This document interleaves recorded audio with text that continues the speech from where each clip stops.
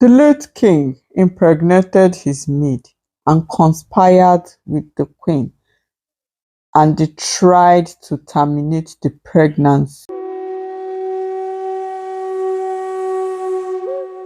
This is Amari village, the village known in the past for their wealth in agriculture.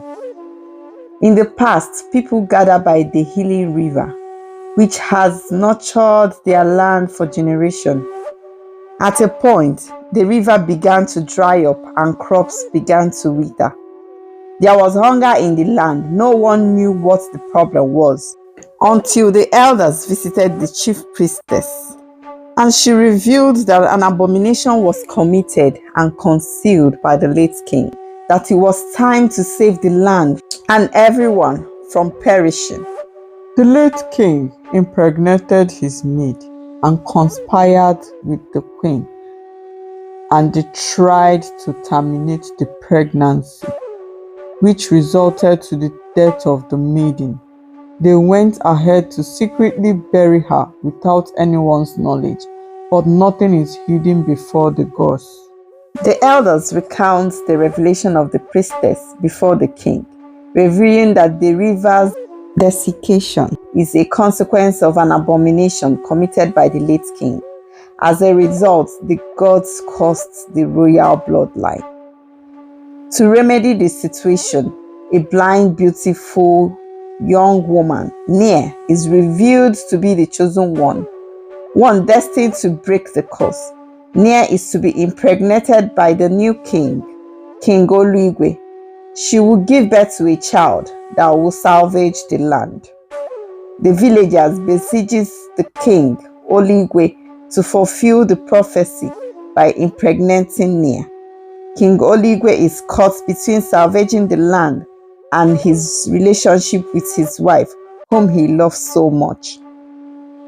The queen, enraged and refusing to accept the prophecy, plots against Nia, the blind girl. She has sent the guards to secretly arrest Nia and lead her into the bush, where she can never find her way back to the village. Blind Nia was led to the bush, where she stayed for 3 days without food nor water, until a hunter found her and led her back to the village after narrating her ordeal. The queen, realizing that Nia has returned, sent poisoned food to Nia, pretending to have accepted the decision of the gods. The food fell mistakenly while Nia was trying to reach the food to eat it. Nia, despite her blindness, embraced her destiny with grace as whispers of the queen's descent spread. The gods, displeased with the queen's defiance, unleashes a series of ominous signs. The queen, tormented by divine retribution, began to witness the consequences of her disobedience. Her stomach began to swell. At a point, she could no longer walk. Nia, guided by a mysterious force, shares a moment at the bank of the river, feeling its pain.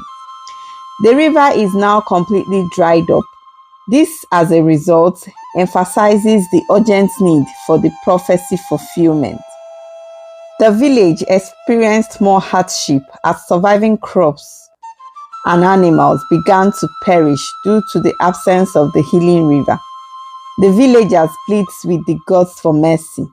The gods decree that only the child born of the blind woman Nia can restore the land. While the queen was down with her illness, King Oluigwe decided to fulfill the wish of the gods. The elders officially paid Nia a visit to arrange for the meeting between her and the king.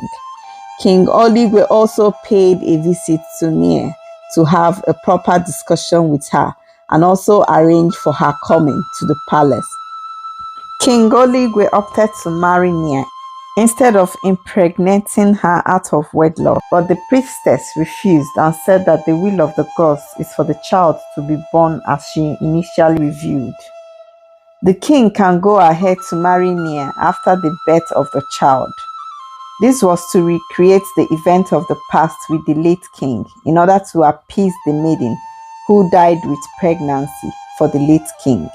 Nia, now living in the palace, is pregnant. Nia's pregnancy progresses and the village eagerly anticipates the birth of the chosen child.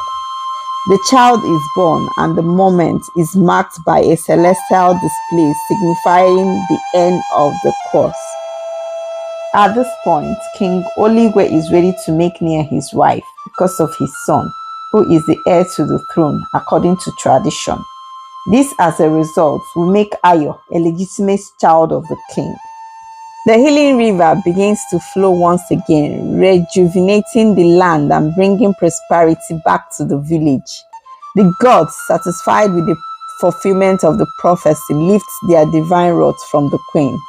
The queen, humbled and repentant, seeks forgiveness from the gods and the village.